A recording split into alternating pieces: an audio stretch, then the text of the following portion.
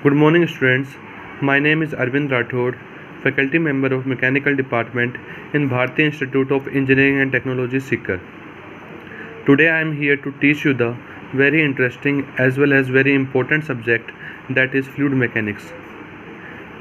Before starting this subject, we have to know the definition of this subject. Okay, start करें. सो fluid mechanics की अगर मैं definition आप लोगों को बताना चाहूँ तो वो इस तरह से होगी. Fluid mechanics is a branch of the science which deals with the behavior of the fluid when the fluid is in motion or in static position. इसका मतलब क्या हुआ? फ्लूइड मैकेनिक्स साइंस की वह ब्रांच है जिसके अंदर अपन फ्लूइड्स के बिहेवियर की स्टडी करते हैं. कब? जब फ्लूइड अपना रेस्ट पोजीशन में होगा और या फिर फ्लूइड किस में होगा? मोशन में होगा. ठीक है ना. तो ऐसे ब्रांच को अपन क्या बोलेंगे? फ्लूइड मैकेनिक्स बोलते हैं. ठीक है. फिर फ्लूइड मैकेनिक्स को फर्दर 3 ब्रांच के अंदर फर्दर क्लासीफाइड कर दिया गया. जनरली तो 2 ब्रांच के अंदर क्लासीफाई किया है. फिर दूसरे ब्रांच के उन्होंने क्या कर दिया? सब ब्रांच के अंदर और कैटेगराइज कर दिया. ठीक है ना. तो फ्लूइड मैकेनिक्स के जो 2 मेन ब्रांच थी उनका नाम था फ्लूइड स्टैटिक्स और फ्लूइड काइनेटिक्स. क्या था? फ्लूइड स्टैटिक और फ्लूइड काइनेटिक्स. यहाँ पर जो 2 मैंने ब्रांच लिख रखी है, फ्लूइड काइनेमेटिक्स और फ्लूइड डायनेमिक्स, ये फ्लूइड काइनेटिक्स के टाइप हैं. किसके टाइप हैं? फ्लूइड काइनेटिक्स के टाइप हैं. तो सबसे पहले अपन समझते हैं कि फ्लूइड स्टैटिक क्या होता है. फ्लूइड स्टैटिक्स की डेफिनेशन के अंदर यहाँ पर देखो लिखा हुआ है, study of the fluid when it is in rest position. जब फ्लूइड आपका रेस्ट पोजीशन में होगा उस टाइम पर अपन फ्लूइड के बिहेवियर की स्टडी जिस ब्रांच के अंदर करेंगे उस ब्रांच का नाम क्या है? Fluid static. ठीक है ना. और जब फ्लूइड मोशन के अंदर होगा तब अपन फ्लूइड के बिहेवियर की स्टडी जिस ब्रांच के अंदर करेंगे उसका नाम है फ्लूइड काइनेटिक्स. क्या नाम है उसका? Fluid kinetics. ठीक है. जब फ्लूइड मोशन में होगा तो उसकी स्टडी अपन 2 तरीके से कर सकते हैं. कौन कौन से तरीके से? एक तो फ्लूइड काइनेमेटिक्स में करेंगे और एक करेंगे फ्लूइड डायनेमिक्स में. अब ये दोनों चीज़ें हैं क्या, देखो समझते हैं. सबसे पहले है फ्लूइड काइनेमेटिक्स. इसकी डेफिनेशन में देखो क्या लिखा हुआ है, study of the motion of the fluid without considering the cause of motion. इसका मतलब क्या हुआ कि फ्लूइड के बिहेवियर की स्टडी अपन तब कर रहे हैं जब जो फ्लूइड मोशन में आया है वो किस वजह से मोशन में आया है, उस वजह की स्टडी अपन इस ब्रांच के अंदर नहीं करते हैं. ठीक है ना. तो वो ब्रांच कौन सी हो गई? Fluid kinematics. फ्लूइड है मोशन में लेकिन किस वजह से मोशन में आया है, और वो जो वजह है वो जनरली किसको काउंट करते हैं अपन? एक्सटर्नल फोर्स को. तो यहाँ पर अपन एक्सटर्नल फोर्स की स्टडी नहीं करेंगे. तो अपन स्टडी किस चीज़ की करेंगे? यहाँ पर अपन फ्लूइड की वेलोसिटी हो गई, एक्सेलरेशन हो गया, उसका डिस्प्लेसमेंट हो गया, इस चीज़ की स्टडी अपन जिस ब्रांच के अंदर करते हैं वो ब्रांच का नाम है फ्लूइड काइनेमेटिक्स. जिस वजह से ये मोशन में आया उस वजह की स्टडी अपन इस ब्रांच के अंदर नहीं करते हैं. फिर नेक्स्ट ब्रांच है फ्लूइड डायनेमिक्स. इस फ्लूइड डायनेमिक्स की डेफिनेशन में देखो, study of the fluid with considering the cause of motion. जो फ्लूइड अपना स्टडी जो मोशन कंडीशन में आया है तो उसकी जो स्टडी जिस ब्रांच के अंदर अपन करेंगे उस ब्रांच का नाम क्या है? फ्लूइड डायनेमिक्स है. ठीक है ना. तो आपको फ्लूइड मैकेनिक्स के तीनों ब्रांचेस के बारे में पता चल गया. ये चीज़ें याद रखना बहुत ज़्यादा ज़रूरी है. ठीक है ना. तो ये चीज़ों को अपनों को याद रखना है. अब इन सब के अंदर एंटर करने से पहले आपको सबको सबसे पहले पता होना चाहिए कि फ्लूइड क्या होता है. What should be the definition of the fluid. ठीक है ना. तो मैंने इस फ्लूइड की डेफिनेशन को समझने के लिए सबसे पहले एक छोटा सा एक डायग्राम बनाया हुआ है. देखो ये एक सरफेस है. इस सरफेस के ऊपर एक छोटा सा फ्लूइड का एलिमेंट है. उसके ऊपर उसका किस तरह से बिहेवियर हो रहा है, मतलब अप्लाइड उसके ऊपर अपन कोई फोर्स अप्लाई कर रहे हैं तो फोर्स अप्लाई करने के बाद में उसका नेचर किस तरीके से है उस हिसाब से अपन समझने की कोशिश करेंगे कि इसकी डेफिनेशन क्या होगी. ठीक है ना. तो सबसे पहले डेफिनेशन पढ़ते हैं. डेफिनेशन क्या है? Fluids are the substance that continuously deforms under the action of applied tangential shear force. Fluids वो सब्सटेंस होते हैं जो कि कंटिन्यूसली डिफॉर्म होते रहते हैं. किसके अंडर में? Applied tangential shear force. जब इसके ऊपर अपन टेंजेंशियल डायरेक्शन में शियर फोर्स अप्लाई करेंगे तो उस कंडीशन में वो जो फ्लूइड है वो कंटिन्यूसली डिफॉर्म होना स्टार्ट हो जाता है. मतलब वो अपने ओरिजिनल पोजीशन को वापस से रीगेन नहीं करेगा जब अपन उस फोर्स को हटा देंगे तब. ठीक है ना. No matter how small is the value of the applied tangential force. ये मैटर नहीं रखता है कि उसके ऊपर अब जो टेंजेंशियल फोर्स अप्लाई किया है उसकी वैल्यू कितनी स्मॉल है. अगर बहुत कम वैल्यू में भी अपन उस टेंजेंशियल शियर फोर्स को अप्लाई करेंगे तो वो फ्लूइड होगा वो कंटिन्यूसली डिफॉर्म होता जाएगा. तो ऐसे कंडीशन में अगर कोई फ्लूइड बिहेव कर रहा है उसको अपन क्या बोलेंगे? फ्लूइड बोलेंगे.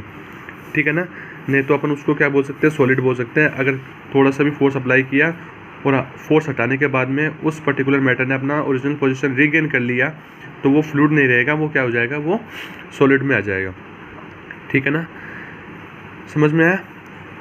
फिर उसके बाद में अपने को पता होना चाहिए कि फ्लूइड और सॉलिड के बीच में डिफरेंस क्या होता है। ठीक है ना, तो फ्लूइड और सॉलिड के बीच में डिफरेंस क्या है, सबसे पहला डिफरेंस तो ये आ जाएगा, फ्लूइड्स जो होंगे वो deforms permanently no matter how small the quantity of applied tangential shear force. ठीक है ना, जो फ्लूइड्स होंगे वो जो डिफॉर्म होंगे वो परमानेंटली डिफॉर्म होंगे, और कितना भी छोटा फोर्स आप, कितनी भी छोटी क्वांटिटी का फोर्स आप उसके ऊपर अप्लाई कर दो, वो कंटिन्यूसली डिफॉर्म होंगे, अपने ओरिजिनल पोजीशन को रीगेन नहीं करेंगे। इसके बजाय जब अपन सॉलिड में जाते हैं तो सॉलिड क्या होते हैं, deforms permanently only when the applied force is more than a particular limit. ये जो सॉलिड होंगे वो परमानेंटली डिफॉर्म तभी होंगे जब इनके ऊपर जो अपन शियर फोर्स अप्लाई कर रहे हैं वो एक लिमिट को क्रॉस करने के बाद में जब अपन उतना फोर्स उसके ऊपर लगाएंगे तभी वो परमानेंटली डिफॉर्म होंगे। अगर उस लिमिट से छोटा फोर्स अपन उसके ऊपर लगाएंगे तो वो अपने ओरिजिनल पोजीशन को रीगेन कर लेंगे।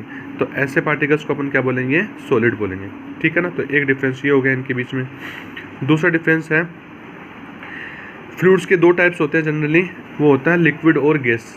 फ्लूइड मैकेनिक्स के अंदर मैं जहाँ पर भी आपको फ्लूइड बोलूँगा तो इसका मतलब है कि मैं लिक्विड और गैस दोनों की एक साथ बात कर रहा हूँ। ठीक है ना, तो लिक्विड क्या होता है, गैस क्या होता है, उसको भी समझ लेते हैं। ठीक है ना, तो लिक्विड और गैस को अलग अलग कैसे आइडेंटिफाई करेंगे। सपोज़ करो मैंने एक बीकर ले लिया, उस बीकर के अंदर मैंने सबसे पहले लिक्विड को डाला। ठीक है ना, तो लिक्विड क्या होता है, लिक्विड का नेचर ऐसा होता है कि जिस भी बीकर के अंदर आप उसको डालोगे तो उसी के शेप और साइज़ को वो क्या कर लेता है, कवर कर लेता है। तो देखो यहाँ पर मैंने लिक्विड को डाल रखा है, लिक्विड में मैंने वाटर को इस बीकर के अंदर डाल रखा है। तो डालने के बाद में इसका जितना वॉल्यूम होगा उतना वॉल्यूम इसने ऑक्यूपाई कर लिया, और ये जो सबसे ऊपर वाली लेयर है, ये लेयर एनवायरनमेंट के डायरेक्ट फिजिकल कांटेक्ट में है, तो इस वजह से इस ऊपर वाली लेयर को अपन क्या बोलेंगे, फ्री सरफेस बोलेंगे।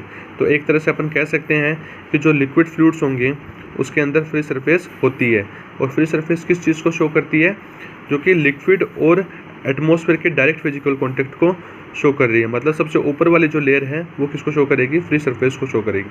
ठीक है ना, अब ऐसे ही अपन गैसेस को क्या करेंगे, किसी भी एक कंटेनर के अंदर, अब खुले कंटेनर के अंदर उसको तो डाल नहीं सकते, एक क्लोज कंटेनर के अंदर उसको डालेंगे तो क्या होगा, गैस का चाहे बहुत कम ही मास क्यों ना हो, अगर आप उसको किसी कंटेनर के अंदर डालते हो तो वो उस कंटेनर का पूरा वॉल्यूम ऑक्यूपाई कर लेती है, पूरा वॉल्यूम घेर लेती है ना। तो इस वजह से उसकी कोई भी फ्री सरफेस बन नहीं पाती। तो क्या होता है, जनरली एक डिफरेंस हो गया इन लिक्विड्स के अंदर भी, सॉरी इन फ्लूइड्स के अंदर भी। लिक्विड्स के अंदर तो फ्री सरफेस होती है और गैसेस के अंदर कोई फ्री सरफेस नहीं होती है। आप ज़्यादा क्वांटिटी में गैसेस को उस कंटेनर के अंदर डालोगे तब भी वो पूरा वॉल्यूम उसका ऑक्यूपाई करेगी, कम क्वांटिटी में भी अगर आप गैस को उसके अंदर डालोगे तब भी वो पूरा वॉल्यूम ऑक्यूपाई करेगी। तो इस वजह से इनकी कोई भी फ्री सरफेस नहीं होती है। ठीक है ना, बस ये तो थे डिफरेंस इन दोनों के बीच में। अब नेक्स्ट टॉपिक में आगे बढ़ते हैं। नेक्स्ट टॉपिक है method of study. Fluid mechanics अपन पढ़ने जा रहे हैं, तो इनकी जो मेथड ऑफ स्टडी होंगे वो कौन कौन से होंगे, किन मेथड्स के थ्रू अपन इनकी स्टडी करेंगे। तो जनरली दो मेथड्स होते हैं, वो दो मेथड्स में पहला मेथड है माइक्रोस्कोपिक मेथड, दूसरा मेथड है मैक्रोस्कोपिक मेथड। ठीक है ना, माइक्रोस्कोपिक और मैक्रोस्कोपिक होते क्या क्या है वो अपन पढ़ रहे हैं अभी डिटेल में। माइक्रोस्कोपिक मेथड क्या होता है, माइक्रोस्कोपिक मेथड के अंदर अपन किसी भी फ्लूइड, जैसे ये सपोज करो ये लेयर बाय लेयर फ्लूइड क्या हो रहा है, फ्लो हो रहा है एक पर्टिकुलर डायरेक्शन के अंदर। तो ये जो एक लेयर के अंदर है, आप सपोज कर सकते हो बहुत सारे फ्लूइड के पार्टिकल्स होंगे, छोटे छोटे पार्टिकल्स होंगे, वो एक दूसरे से जुड़े होंगे। तो दूसरी लेयर में भी पार्टिकल्स है, तीसरी लेयर में पार्टिकल्स है, चौथी लेयर में पार्टिकल्स है। इन दोनों लेयर के पार्टिकल्स के बीच में भी कुछ ना कुछ बॉन्डिंग होंगी। ठीक है ना, तो एक तरह से अपन कह सकते हैं कि एक लेयर के अंदर infinite number of the particles हो सकते हैं या फिर मॉलिक्यूल्स हो सकते हैं। ठीक है ना, तो अगर अपने को फ्लूइड की स्टडी करनी है तो अगर अपन इंडिविजुअल मॉलिक्यूलर लेवल पे जाकर के अगर अपन स्टडी करते हैं, एक एक पार्टिकल की अगर स्टडी करते हैं, तो उस स्टडी को अपन क्या बोलते हैं, माइक्रोस्कोपिक मेथड बोलते हैं।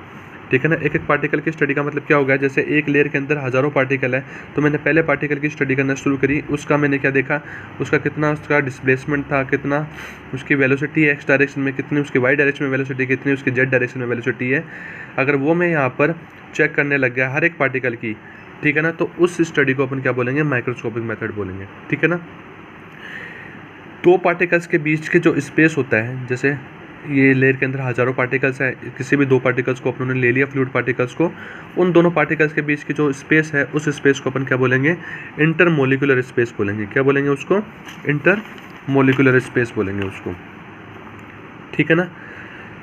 और मैक्रोस्कोपिक मेथड क्या होता है, मैक्रोस्कोपिक मेथड क्या हो गया, जैसे ये fluid layer by layer flow कर रहा है, लेयर बाय लेयर फ्लो करने से क्या करेंगे अपन, एक इंडिविजुअल फ्लूइड पार्टिकल्स को यहाँ पर कंसिडर नहीं करेंगे, एक छोटा सा स्पेस को अपनों ने कंसिडर कर लिया, एक जगह को कंसिडर कर लिया, उस जगह से कितने पार्टिकल्स पास हो रहे हैं उसकी स्टडी अपन यहाँ पे करते हैं। तो एक मैंने स्पेस कंसिडर कर लिया, उस स्पेस को मैंने जूम करके यहाँ पर दिखाया, तो कुछ इस तरह से वो स्पेस दिखा मुझे, ठीक है ना। अब इस स्पेस के अंदर, इस क्यूबॉइड के अंदर या इस स्पेस के अंदर बहुत सारे फ्लूइड के पार्टिकल्स होंगे, ठीक है ना। सपोज करो आप लोगों ने कितने मोलिक्यूल्स मान लिए, 3 × 10⁻⁶ मोलिक्यूल्स मान लिए, जनरल मैंने डाटा लिए ऐसे ही, ठीक है ना। इस स्पेस के जो डायमेंशंस हैं वो एक्स डायरेक्शन में जो इसकी डायमेंशन है वो 1 मिलीमीटर है, वाई में कितनी है 1 मिलीमीटर है, और जेड में भी कितनी है 1 मिलीमीटर है। मतलब इस डायमेंशन का आप लोगों ने स्पेस कंसिडर कर लिया, और इस स्पेस के अंदर बहुत सारे फ्लूइड के पार्टिकल्स हैं, तो उनकी स्टडी अपन जब जिस ब्रांच के अंदर करते हैं, जिस मेथड के थ्रू अपन करते हैं, उस मेथड को अपन क्या बोलते हैं, मैक्रोस्कोपिक मेथड बोलते हैं। आ रही बात समझ में। अभी नॉर्मल सी बात है, बहुत सारे फ्लूइड पार्टिकल्स होंगे, तो यहाँ पर अपने को एक एक फ्लूइड पार्टिकल की स्टडी नहीं करनी पड़ेगी, एक साथ अपनों ने इस स्पेस की स्टडी कर ली, तो मतलब इस स्पेस के अंदर जितने मॉलिक्यूल्स आ रहे थे सबकी एक साथ स्टडी कर ली, तो ज़्यादा ईजी स्टडी करना अपने को कौन सा मेथड रहेगा, ये मैक्रोस्कोपिक मेथड रहेगा, क्योंकि यहाँ पर अपने को एक एक मॉलिक्यूल की स्टडी नहीं करनी है, एक स्पेस के अंदर जितने मॉलिक्यूल्स आ रहे हैं उनकी एक साथ स्टडी कर ली, वही स्टडी अपन मान लेंगे कि सारे मॉलिक्यूल्स की स्टडी के बराबर है, ठीक है ना। नो डाउट जो मैक्रोस्कोपिक मेथड होगा उससे जो अपन स्टडी करेंगे उससे अपने को रिजल्ट इतने अच्छे नहीं मिलेंगे जितने अच्छे अपने को रिजल्ट मिलने वाले थे किससे, माइक्रोस्कोपिक मेथड के थ्रू। क्यों, क्योंकि माइक्रोस्कोपिक मेथड के अंदर अपन एक एक मॉलिक्यूल की स्टडी कर रहे थे, उसके बाद में रिजल्ट निकाल रहे थे, और वो रिजल्ट अपने पास में बहुत ज़्यादा ऑप्टिमम आने वाले थे और बहुत ही ज़्यादा करेक्ट रिजल्ट आने वाले थे। लेकिन नुकसान क्या हो रहा था कि उस मेथड से अगर अपन स्टडी करते हैं तो बहुत ज़्यादा टाइम निकलेगा, बहुत ज़्यादा टाइम लगेगा उस मेथड को अडोप्ट करेंगे तो, और टाइम लगने के साथ साथ में उसकी जो कैलकुलेशन निकल करके आएगी वो बहुत ही ज़्यादा कॉम्प्लेक्स हो जाएगी, और वो अपने लिए सॉल्व करनी उतनी ज़्यादा टिपिकल हो जाएगी। तो उन सब चीज़ों को कम करने के लिए उन्होंने कौन सा मेथड अडोप्ट किया है, मैक्रोस्कोपिक मेथड। इस फ्लूइड मैकेनिक्स के अंदर आप जितने भी स्टडी करोगे वो सारी स्टडी मैक्रोस्कोपिक मेथड आएगी के अंडर आएगी, ठीक है ना। इतना समझ में आया। फिर उसके बाद में एक टॉपिक आता है fluid as a continuum. Fluid as a continuum का मतलब क्या हुआ, a fluid can be considered as a continuous mass medium. एक फ्लूइड को अपन कंटिन्यूस मास मीडियम तभी कंसिडर करेंगे when the intermolecular space is very small as compare to the characteristic dimension, ठीक है ना। सपोज करो फ्लूइड की अपन स्टडी कर रहे हैं, और फ्लूइड की स्टडी करने के दौरान अपनों ने एक छोटा सा स्पेस कंसिडर किया जिसके कैरेक्टरिस्टिक डायमेंशन कितनी है 1 mm 1 mm 1 mm, x direction में 1 mm, वाई में 1 mm और जेड में भी 1 mm, ठीक है ना। ये तो इसकी होगी कैरेक्टरिस्टिक डायमेंशन, ठीक है ना। और जो इस डायमेंशंस के अंदर जो फ्लूइड पार्टिकल्स होंगे उनमें से कोई 2 फ्लूइड पार्टिकल्स अपन अगर कंसिडर करते हैं तो उनके बीच का जो स्पेस है जिसको अपन क्या बोल रहे थे, इंटरमोलिकुलर स्पेस बोल रहे थे, अगर वो इंटरमोलिकुलर स्पेस इस कैरेक्टरिस्टिक डायमेंशन से बहुत ज़्यादा कम है तो इसका मतलब क्या हुआ, वो fluid as a continuous mass medium की तरफ ट्रीट करेगा, बिहेव करेगा, ठीक है ना। तो ऐसे फ्लूइड मीडियम को अपन क्या बोलेंगे, कंटिन्यूस मास मीडियम बोलेंगे। तो इतना समझ में आया, ठीक है। तो नेक्स्ट टॉपिक पे अपन आगे बढ़ते हैं जिसका नाम है effect of temperature and pressure on the liquid, ठीक है ना। अगर अपन टेम्परेचर या प्रेशर बढ़ाते हैं घटाते हैं तो उसका लिक्विड और गैसेस के ऊपर क्या इफेक्ट पड़ेगा, लिक्विड और गैसेस की डेंसिटी के ऊपर क्या इफेक्ट पड़ेगा, वो अपने को यहाँ पर देखना है, ठीक है ना। तो सबसे पहले अपन क्या देख लेते हैं, इफेक्ट ऑफ प्रेशर देख लेते हैं ना, कि प्रेशर को बढ़ाने या कम करने से जो लिक्विड और गैस है इनके डेंसिटी के ऊपर क्या फ़र्क पड़ने वाला है, ठीक है। तो सबसे पहले सपोज करो अगर अपन प्रेशर का इफेक्ट यहाँ पर देख रहे हैं तो अपने को ये मान के चलना पड़ेगा कि टेम्परेचर वहाँ पर क्या है, कांस्टेंट है, या कांस्टेंट टेम्परेचर लेकर चलना पड़ेगा। समझ में आया। तो मैंने इस कंडीशन के लिए क्या कर रखा है, टेम्परेचर को कांस्टेंट रख रखा है। टेम्परेचर कितना कांस्टेंट रख रखा है, T = 20 डिग्री सेंटीग्रेड हर एक कंडीशन में। तो टेम्परेचर जब 20 डिग्री सेंटीग्रेड है तब अपन प्रेशर को बढ़ाएंगे। अब प्रेशर पहले कितना था, P = 1 atm, 1 एटमॉस्फेयर प्रेशर था। तब अपने वाटर की डेंसिटी, लिक्विड है ना, लिक्विड में अपने वाटर को ले लिया, वाटर की डेंसिटी देखी तो अपने को देखने को क्या मिला, 998 kg/m3। ये सारे एक्सपेरिमेंटल डाटा है, ये एक्सपेरिमेंट के थ्रू आए हैं, ठीक है ना। अब जैसे प्रेशर को 1 atm से मैंने बढ़ाया, कितना किया, 100 atm किया, तब मैंने देखा जो वाटर की डेंसिटी है उसके ऊपर इतना कोई फ़र्क नहीं पड़ रहा, थोड़ा सा फ़र्क पड़ रहा है, थोड़ी सी डेंसिटी उसकी बढ़ रही है, 1003 kg/m³। जब इसका परसेंटेज चेंज देखा तो परसेंटेज चेंज में क्या आया, फाइनल माइनस इनिशियल अपॉन में इनिशियल इंटू 100, जो परसेंटेज चेंज आया वो कितना आया, 0.5% आया, ठीक है, ज़्यादा परसेंट चेंज नहीं आया। अब वैसे अपन गैसेस के केस में देखेंगे, तो गैसेस के केस में क्या होता है, आइडियल गैस इक्वेशन आप लोगों ने पढ़ी होगी, PV = mRT, इधर क्या आ जाएगा, pressure into volume equal to mass into gas constant into temperature, PV = mRT। तो यहाँ का P इंटू V था, वो V इसके नीचे चला गया, किसके नीचे, मास के नीचे, तो मास अपॉन में वॉल्यूम क्या हो जाएगा, डेंसिटी हो जाएगा। तो नया फॉर्मूला क्या बन गया, P = ρRT, रो यहाँ पर डेंसिटी को शो कर रहा है। तो इसका मतलब क्या हुआ कि टेम्परेचर तो अपन कांस्टेंट लेके चल ही रहे थे, R वैसे ही कांस्टेंट था, तो ये दोनों कांस्टेंट हो गए, तो प्रेशर किस पे डिपेंडेंट हो गया, डेंसिटी पे डिपेंडेंट हो गया। इसका मतलब क्या होगा, जैसे जैसे आप प्रेशर बढ़ाओगे वैसे वैसे डेंसिटी भी क्या होगी, बढ़ेगी, और जैसे जैसे प्रेशर कम करोगे वैसे वैसे डेंसिटी क्या होगी, कम होगी। तो इफेक्ट ऑफ द प्रेशर क्या आ रहा है कि जैसे आप प्रेशर बढ़ाओगे तो डेंसिटी क्या होगी, बढ़ेगी। किसके केस में, गैसेस के केस में, आया समझ में। यहाँ पर तो लिक्विड के केस में क्या आ रहा था, बहुत ही माइन्यूट चेंज आ रहा था, परसेंटेज चेंज बहुत ही माइन्यूट चेंज आ रहा था। यहाँ पर आप प्रेशर बढ़ाओगे तो डेंसिटी भी क्या होगी, बढ़ेगी। उसके बाद में अपन देखेंगे इफेक्ट ऑफ टेम्परेचर। अभी अपन ने देखा था इफेक्ट ऑफ प्रेशर, अब अपन देखेंगे क्या, इफेक्ट ऑफ टेम्परेचर। तो इफेक्ट ऑफ टेम्परेचर देख रहे हैं, तो यहाँ पर अपने को प्रेशर को क्या रखना पड़ेगा, कांस्टेंट रखना पड़ेगा। तो यहाँ पर अपनों ने प्रेशर को कितना कांस्टेंट रख रखा है, 1 atm, जैसा कि वहाँ पर अपनों ने टेम्परेचर को कांस्टेंट रख रखा था ना 20 डिग्री सेंटीग्रेड, वैसे ही यहाँ पर अपने को प्रेशर को भी कांस्टेंट रखना पड़ेगा। वो कितना है, 1 atm रख रहा है, ठीक है ना। प्रेशर 1 atm है, टेम्परेचर अपन मान के चल रहे कितना है, 20 डिग्री सेंटीग्रेड पे। जब रिजल्ट दिखा तो वाटर की जो डेंसिटी, आप लिक्विड में पढ़ रहे हैं अपन, देखो वाटर की जो डेंसिटी थी वो कितनी थी, 998 kg/m³, ठीक है ना। जैसे टेम्परेचर को अपनों ने बढ़ा दिया, प्रेशर को कांस्टेंट रखते हुए टेम्परेचर को बढ़ा दिया, कितना, 75 डिग्री सेंटीग्रेड कर दिया, तो इसकी डेंसिटी है इसमें भी बहुत माइन्यूट चेंज आया, और थोड़ी सी डेंसिटी इसकी क्या होगी, कम होगी। टेम्परेचर बढ़ाने से क्या होगी, इसकी डेंसिटी क्या होगी, कम होगी। वो कितनी होगी, 975 kg/m³ होगी। तो परसेंटेज चेंज निकाला तो वही फाइनल माइनस इनिशियल अपॉन में इनिशियल इंटू 100 से, तो उसका परसेंटेज चेंज अपने को -2.3% देखने को मिला, ठीक है ना, नेगेटिव में। अब इफेक्ट ऑफ टेम्परेचर अपन देखेंगे गैसेस के केस में। तो गैसेस के केस में वही आइडियल गैस इक्वेशन अपन रखेंगे, PV = mRT। जो V था वो इधर ले जाएंगे तो डिवाइड में आ जाएगा, मास के डिवाइड में, तो मास अपॉन में वॉल्यूम क्या हो जाएगा, डेंसिटी हो जाएगा, तो P = ρRT, ठीक है ना।